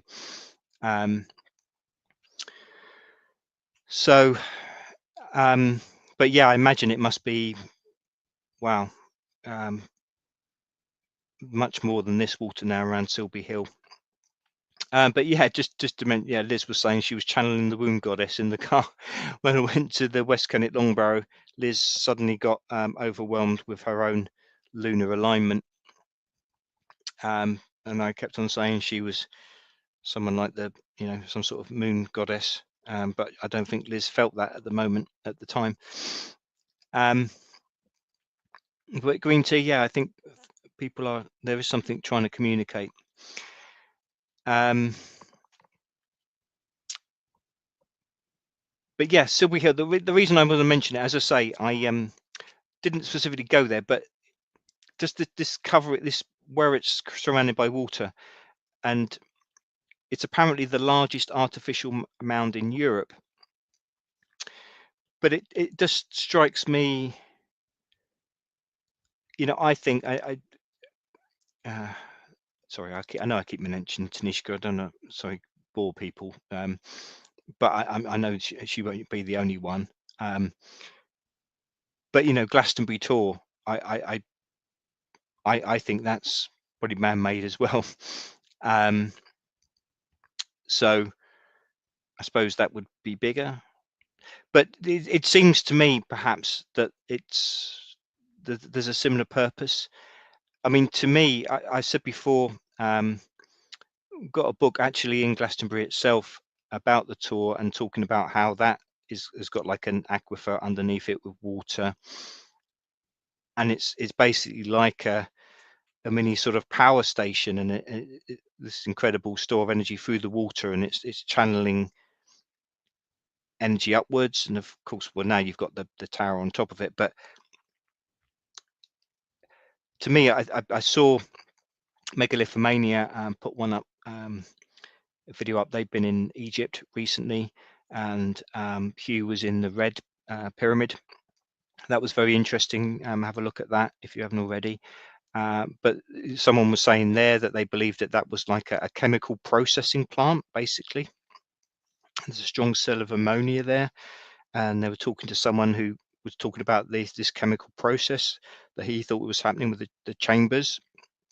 And I know a lot of people have talked about the pyramids themselves being like giant batteries, and there's certainly been producing energy. So things like Silbury Hill and Glastonbury Tor, to me, I thought this before about Glastonbury Tor when I read that book. To me, they're like pyramids. It's like a form of a pyramidal structure, and again, it's about harnessing energy. And not so much seems to be known about Silbury Hill, and again, there's a lot of chalk in its construction apparently.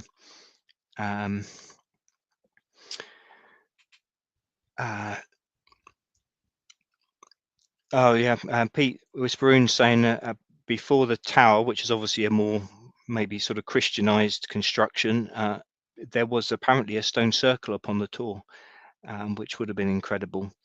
But to me, these are energy producing places, like pyramids. To me, that they're. I think just I thought from reading that book that would be the case, and Silbury Hill just seems so similar to me, to the Tor.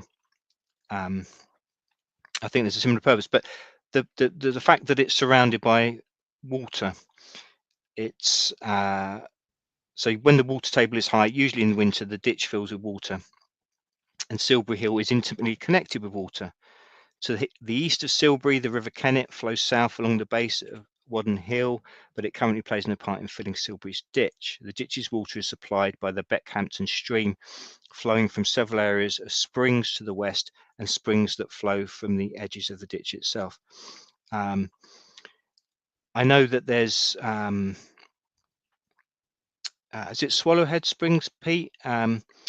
Check out Whisperoon's. Whisperoon did a video of Avebury recently, where you can see some parts including Swallowhead Springs, that I haven't sort of covered here in my talk. I haven't been there either. So there's so much, as I say, there's so much in Avebury. It's such a huge site with so many different elements over such a long time. So yeah, lots more to go back and see many more times, I hope. But I know just an aside as well that there's a similar kind of mound, and it's known as Merlin's Mound. Again, that's transplanting of a later legend upon it, but it's nearby in Marlborough, but it's in the grounds of Marlborough College, so it's on private land. So I think Maria said she had gone there, but it's on private land, so it's difficult to get permission to access it. But so it's not going to be as big, but it's a similar type of mound. I think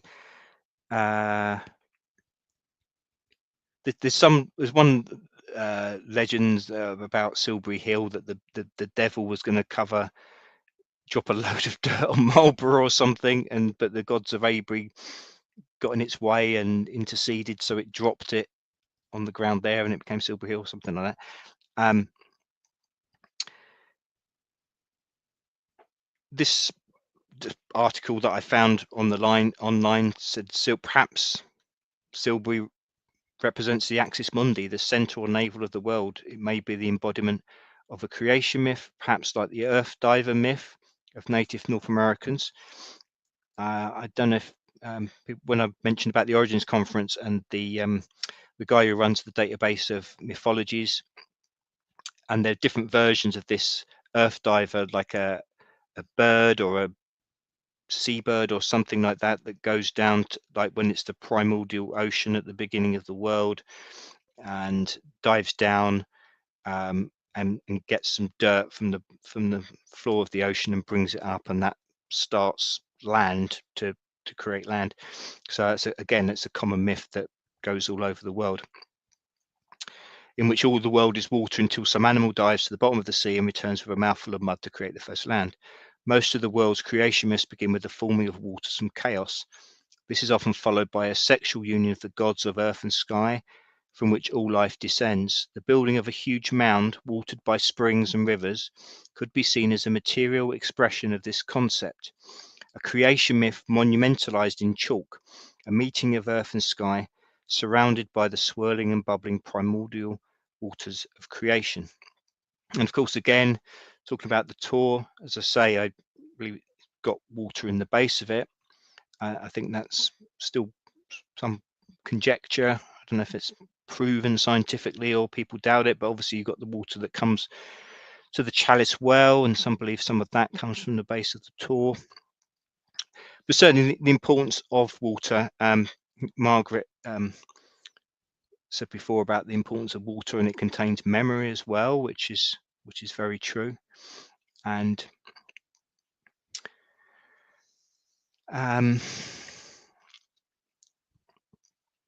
so yeah, there'd been a few excavations going back to 1776, tunnels dug into the mound's centre, and they hadn't been adequately backfilled. There were voids that caused a partial collapse after heavy rains in 2000, and it was finally stabilised 2007-8 with all of its tunnels filled with chalk. And they did some excavations at that time.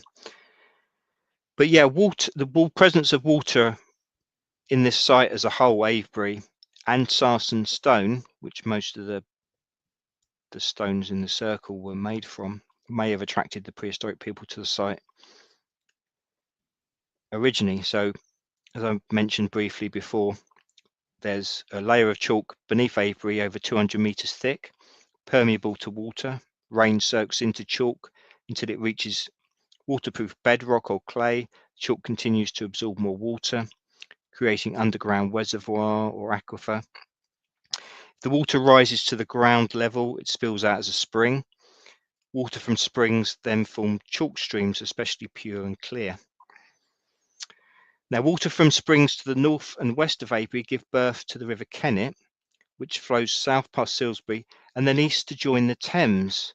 Now I thought that's interesting because it's well, what I was reading says likely that the Thames is regarded in special in prehistory. So obviously that's something that continued to the present day, if you like, or certainly, you know, it became well, of course, it became the river that around the where a capital city and all the whatever else origins of London and why that was chosen and all the esoteric stuff that's gone on in London and it being viewed as a center of the world for so often and why it's important. So again, that might stretch back to Neolithic times. I know also that that goes through Oxford, doesn't it? And the bit of the Thames that's goes through Oxford is called the Isis. It becomes known as the Isis, which again you've got all the Egyptian legends around that. If Ben was in the chat still, he could probably offer some interesting information about that. That's very interesting. I mentioned before, Pete, yeah, about the crop circles. 80% appeared over chalk aquifers.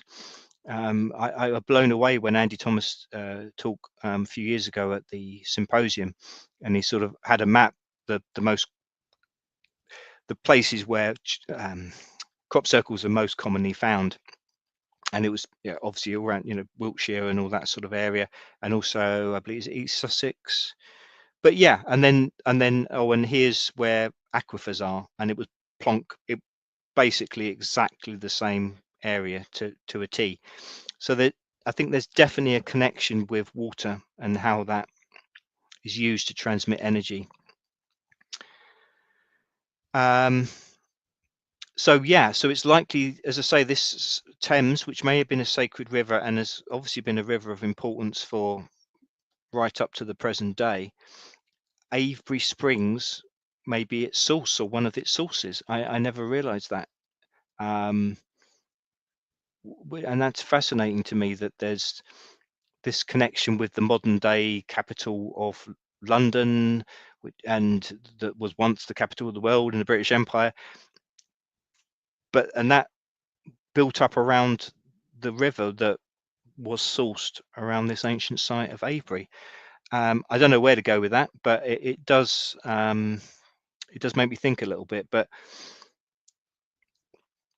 also the do not say womb, Mark Froud. Okay, I won't. But yeah,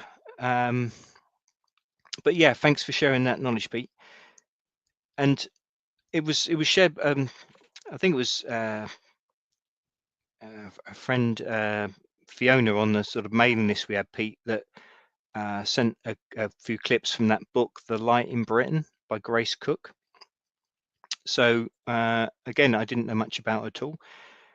Still don't really, but this was, I think, back in 1949, and she had visions of a number of different things, different places. But in this book, they mention visions of a ceremony in Avebury, where fairies and elemental beings united with human beings. Humans were God in those days, had control over the elements, and they were gods because light had been released in them. And places where the stone circles were where cosmic rays met. And she wrote, now I'm getting a feeling that there is a mighty impact pushing Earth off its axis. Not an accident, but to allow new souls into a new world. Where have we heard that in negative ways, though? The death of the old, but new born in its place. And talks about an inner world. One day or our present cycle will arrive at the peak or the central point again at the heart of the rose heart, the rose stone, at Stonehenge, where they made the great sacrifice. But I was interested again, we're talking about, I sort of think that link it in with water, because she was saying these ancient ceremonies in her vision. So obviously you can, whether you believe she had these visions or not, or she said in the book, I think these things happened before the earth was yet solid. It was in a more etheric and fluid state. I know she's talking about fluid meaning more movable, but again, water it has that fluid state, and obviously it's this incredible substance where it's the only thing where it can be liquid, it can be a solid in ice, and it can be steam. So it's something etheric in itself. So it's this connection, if you like, with the etheric world, I think. So she was saying in the vision this of Avebury, there seems to be a nucleus in the center of the circle. Beings revolve around this central point. This nucleus, again, we're talking about the spiral, and there's a sort of a labyrinth little thing that's been made in the grass near the cove. This nucleus to which the electrons were drawn by centrifugal force. The neophyte were taught secret of molding and moving matter by tremendous effort of divine will, by fixing their minds on this one nucleus, one central point. And they were God men, not just from Earth, but from other planets.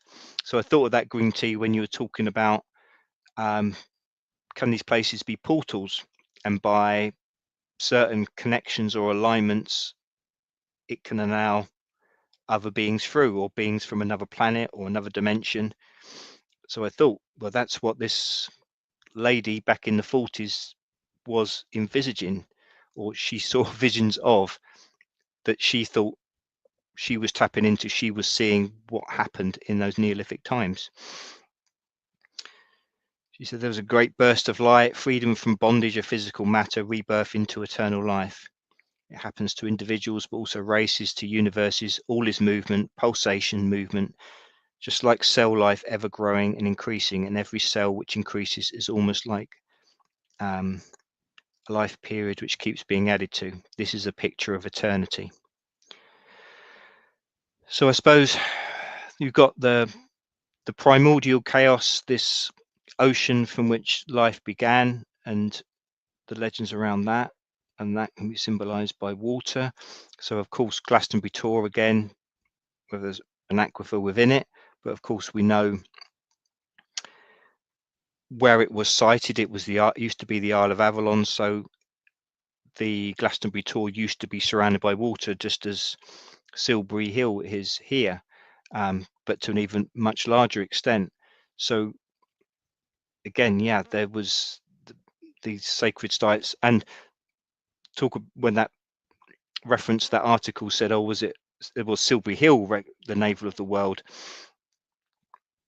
Of course, there are people who say that Glastonbury is, when you look at the idea of there being earth grids, which is another one of these books, which is written by Hugh, although I think when I talked to Hugh about it, he maybe said it sort of, he wrote the book, but maybe it wasn't the strongest of beliefs of himself, sort of thing. But in this idea that the earth, we've got ley lines, but you've got, you know, on a sort of looking at the earth as in terms of a body, and like the chakra system, and there's people that say that Glastonbury is the heart chakra of the world, and so the Glastonbury Tor was erected in that position. So it's a fascinating idea, whether it's true or not, but there's certainly obviously something incredibly sacred about that site. So again, you know, it's interesting where someone said, was Silbury Hill this sort of regarded this sort of navel of the world? So yeah, I'm not, obviously, yeah, it'd be interesting to know the relationship between these two, between Glastonbury Tor and Silbury Hill. Not very distant in miles apart from each other. We're sort of in the middle of the two in a way, although we're closer to Silbury Hill. But yeah, maybe it's certainly, I feel there's these site. It's an incredible connection with the earth, with the sky, with water, with our own ancestors, wherever they're from, and yeah, it's a connect. It shows that everything is connected, and I think perhaps that's the most important thing to remember amongst all the nonsense, and that there's something stronger, bigger, and further beyond what the small-minded psychos and idiots that are trying to break up the world, to break up people. There's something far deeper, more important, and stronger, which taps in a bit as well what David Icke was talking about when we went to see him. You know, consciousness is stronger than all these things that these people are bringing into, and they have done and they will do, to try and break our spirit, to try and mess up society, mess up people's lives. There's something stronger than that, and that's consciousness that we all have, we're all part of, we're all connected to, and it goes all the way back to the ancestors that built Avebury, Glastonbury Tor, Stonehenge, all of these sites, and a lot longer back than that. And there's something that will prevail long after we're here as well. So yeah, I think we do seem to be going into this winter solstice period where things are darker, but it's important, I think, to keep with that message. I know I've banged on about it before, but I think it's worth banging on about again, that after the shortest day, the days start getting longer, the light starts getting stronger, the sun gets warmer, and that things will look brighter again. So I always try and end on a positive note. I hope that people have enjoyed my talk. I really appreciate everyone coming and joining on this Sunday.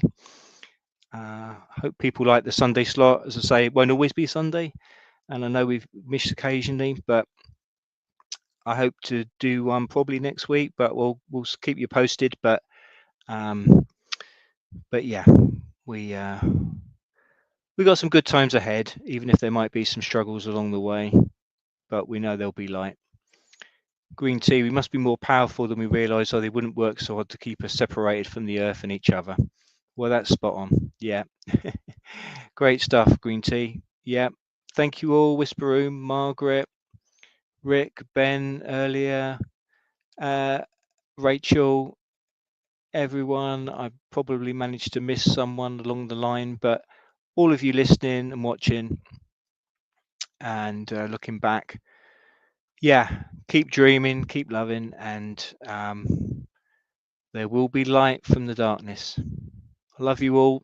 Thanks very much, and we'll see you again very soon. Much appreciated.